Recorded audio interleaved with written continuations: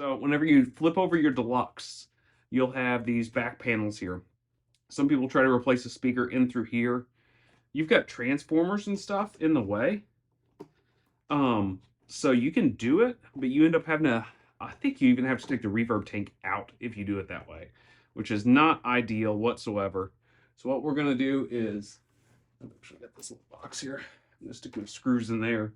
But we're gonna take the front baffle off of the cabinet itself.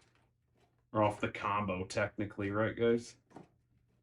So let's get unscrewing this stuff. I'll fast forward through this little bit of tedious work here.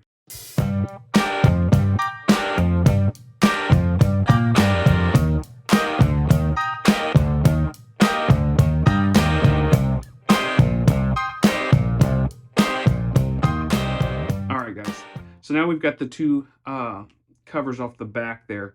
You're gonna have two lead wires, which are just like attached lightly by these little push-on clamps. If you've got a single speaker, it's not a big deal which way you have it, because it'll change the polarity if you reverse them. If you've got two speakers in there, it's important to note which one goes to which side of the speaker. Hopefully that makes sense to you guys. Now I don't know if you guys can see in here for sure or not, but there's 4 screws, or 4 bolts, right there. We're gonna take all those out, and then the front baffle will come completely out. So let's go ahead and do that.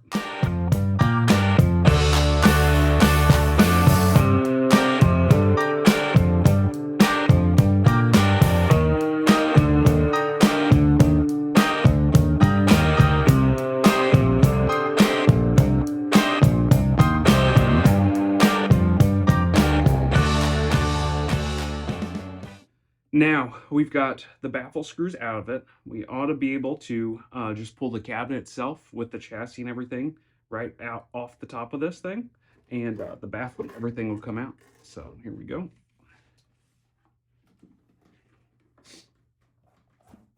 All right. So now we've got just the baffle itself.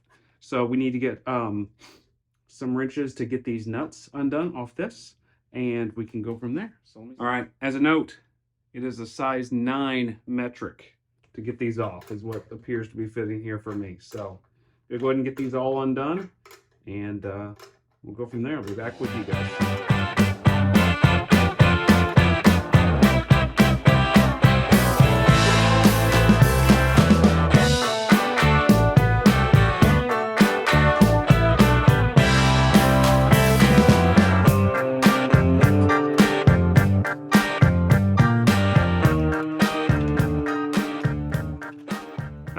We've got all the nuts off there now, guys. We're just gonna pick up the speaker and just pull it directly off, okay? Well, maybe. There we go.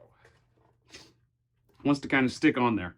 Careful with your speaker. Remember, it is just paper. So we'll move this to the side, and we'll start prepping our next speakers. So you've probably been wondering what speaker I decided to go with.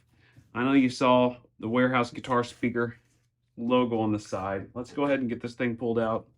Make sure it's okay too. So this is a speaker that I actually picked up used. So I'm gonna check it and make sure it's okay. Looks like the person that bought it had not used it much. So before we take a look at it, still got the ring around the magnet, and it is, you guys can see that, ET65. So this is the speaker that we be going with here in our Deluxe. So now that we got our speaker out, looks good, let's get our baffle board back over here and get this thing mounted. All right, so when you go to mount it, make sure your Fender logo is going the right way, right guys? So let's make sure that's together. And whenever we go to put it on, we just want to make sure that we are not poking any holes. I'm trying to figure out, I want it to go this way, this way. I think this way is pretty good. Don't want to poke any holes in your speaker.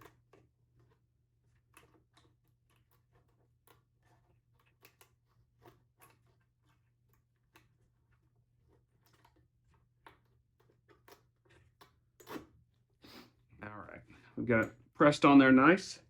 So now we're just going to get our nuts that went onto it and get them on there a little bit.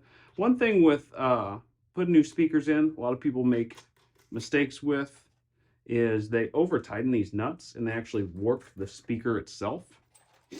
And it will certainly affect the sound and the playability of that speaker. So we're not going to do that. We're going to tighten them up. I mean, there's 8 for a Fender baffle like this in the Deluxe. There's going to be 8 posts. If you bought a different brand of speaker, sometimes they've only got 4 posts. So you have to actually either cut these posts out or drill holes in like the side of your speaker here. And to do that, it's not a big deal, but Warehouse Guitar Speakers actually matches them. So it's kind of nice. I'm just getting them all finger tight right now. Once I get them finger tight, I'll just tighten them up just a hair with that wrench. All right, they're all finger tight, so we're just going to tighten them up and get them just a little bit tighter as we come around here. Nothing crazy, like I said, you don't want to over tighten.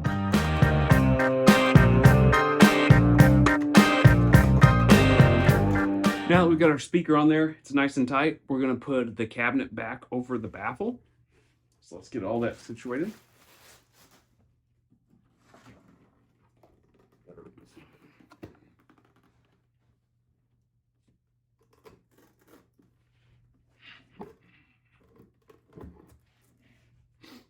All right, now we've got the baffle and the speaker all situated here inside the cabinet. We're just going to get our mounting screws back in there.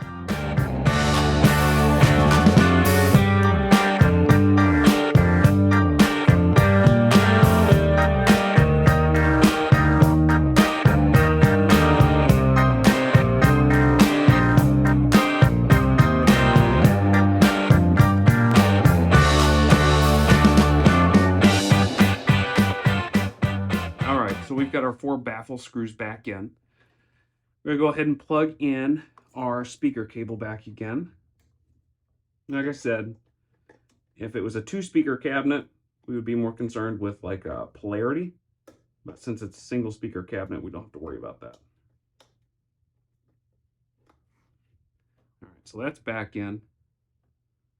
Tighten all that up. And then we will put our back panels back in. I will tell you one thing that I do wish Fender would do with these reissues that's not technically correct, or I guess period correct. So I wish they would make this power cable detachable, like an IEC cable. But you know what? Of all the things, not a big deal.